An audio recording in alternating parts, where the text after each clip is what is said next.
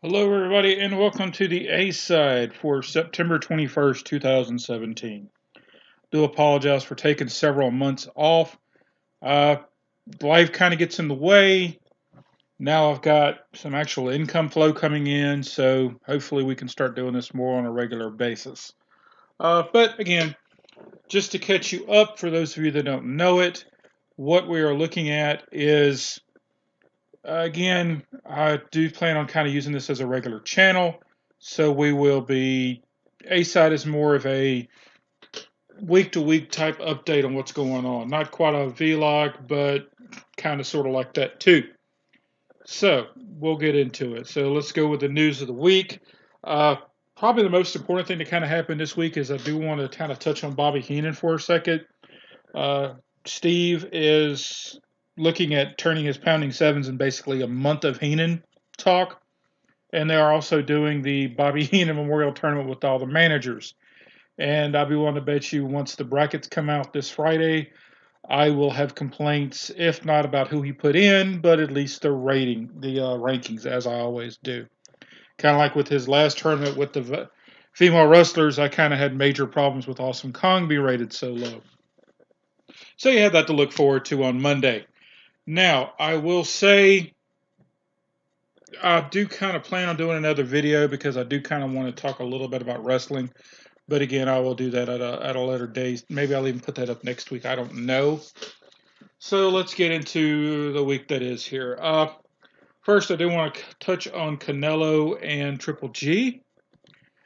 I'm not a boxing fan. I used to be. I'm not anymore. And this is one of the main reasons why. It's just, they've ruined boxing. The characters in it, the people in it. I mean, it's almost like I miss Don King, and that's really sad.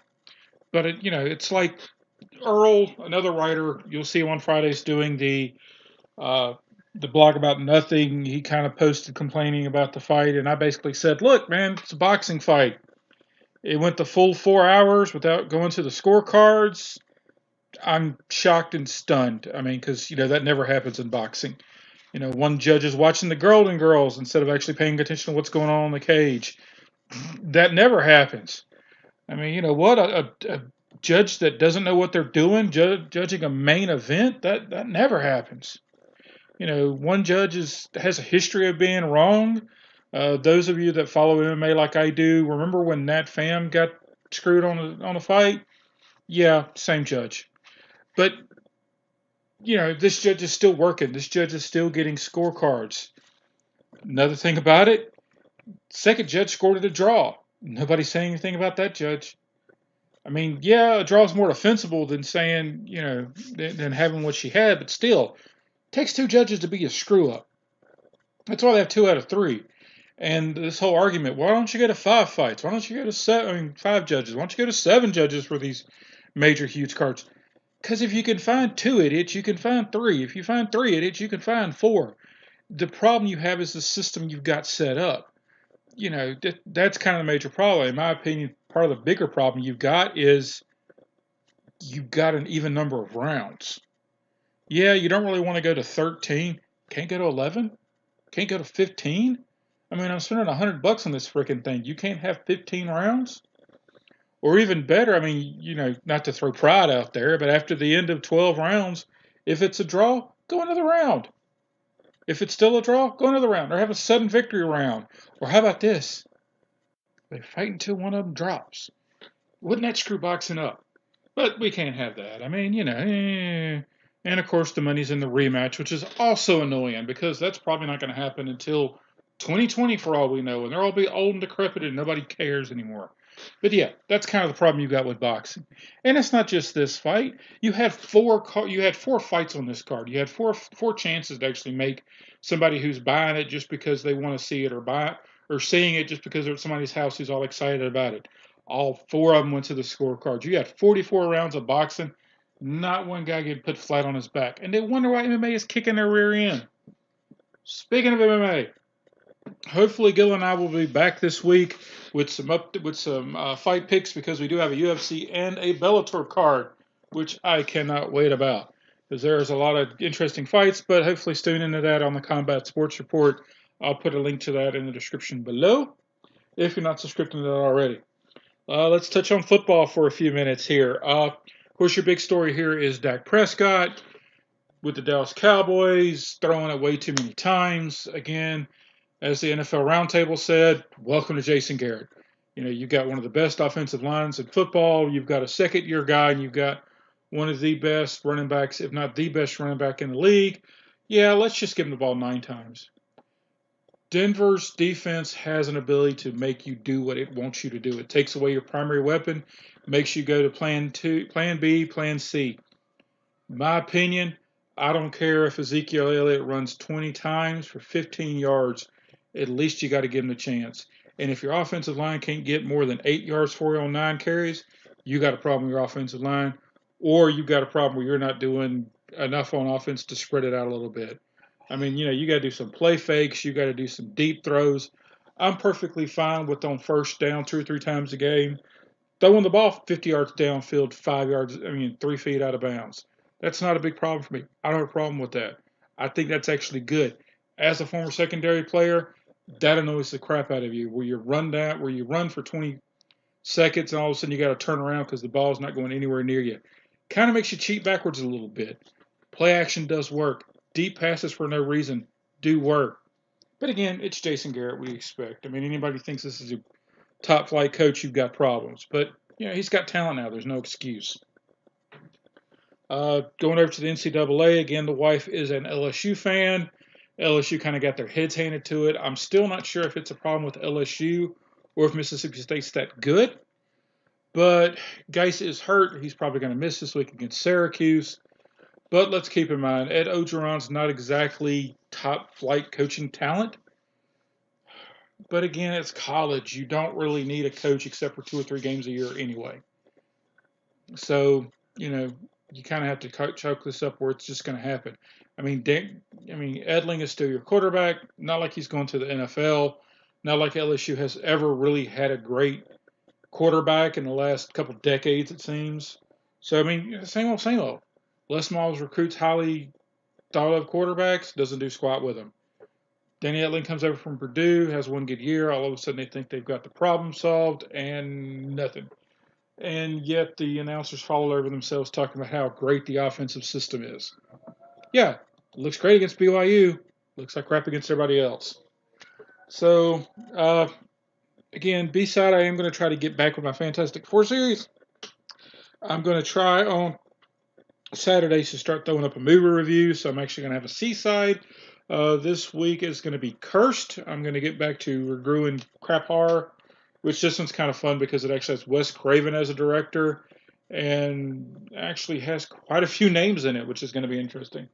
So make sure you tune in this week.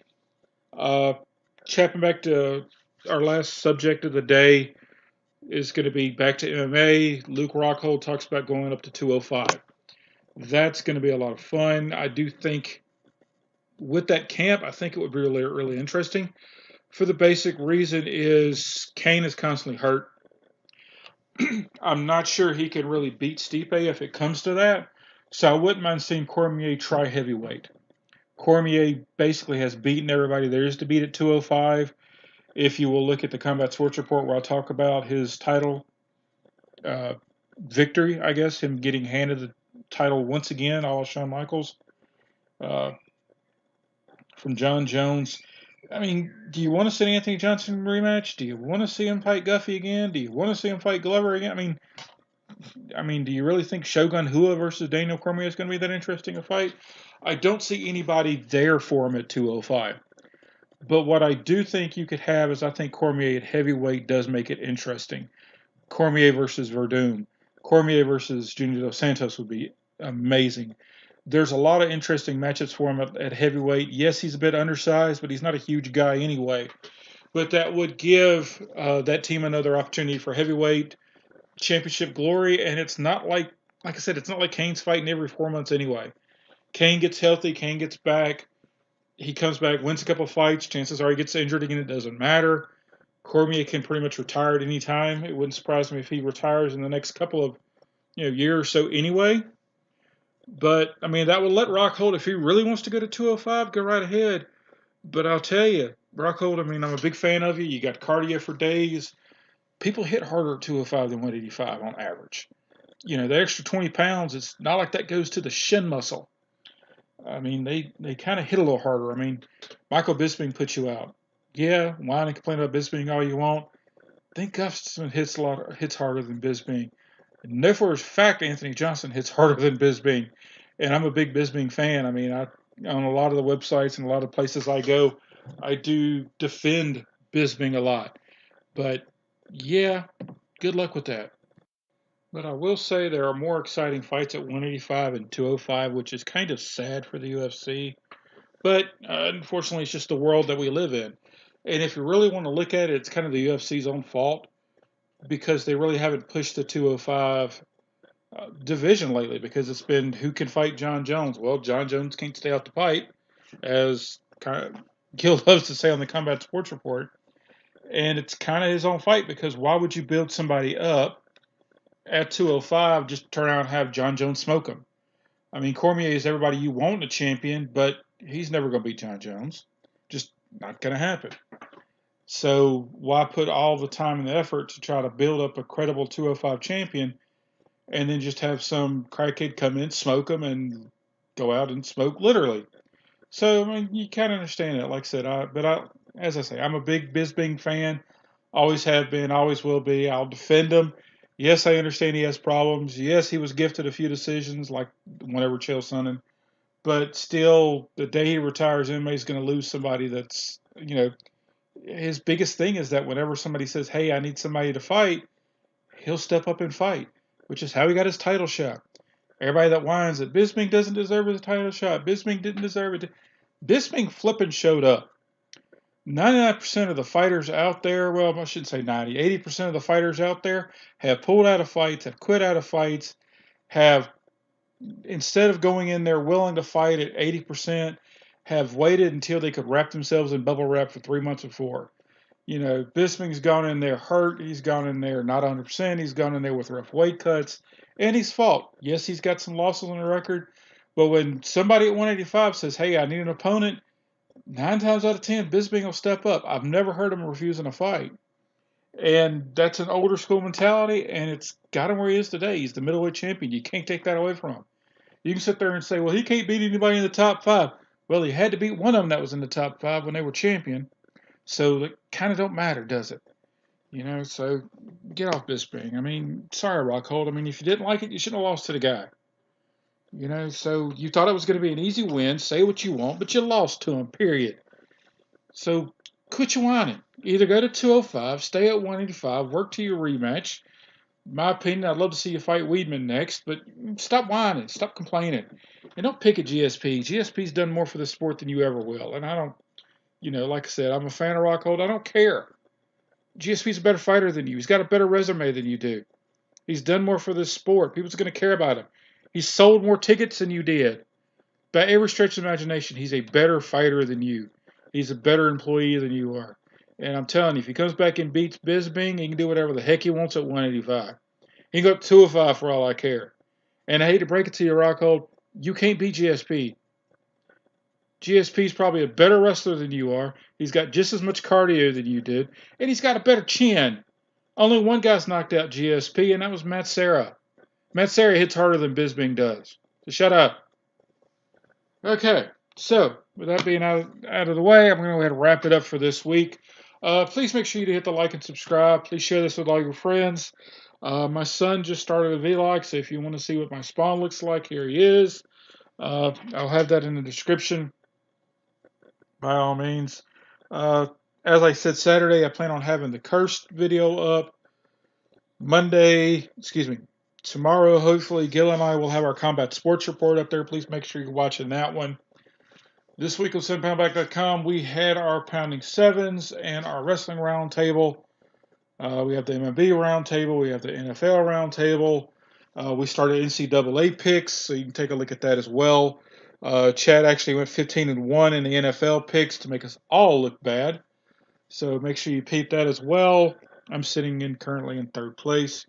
If you have a topic you'd like me to hit on next week, by all means, shoot me a comment below. I do try to respond to everyone that I can. As you can tell, I'm not exactly overloaded with subscribers, but I would like your help to change that. Do make sure you visit the website, and I will see y'all next week. Kobe.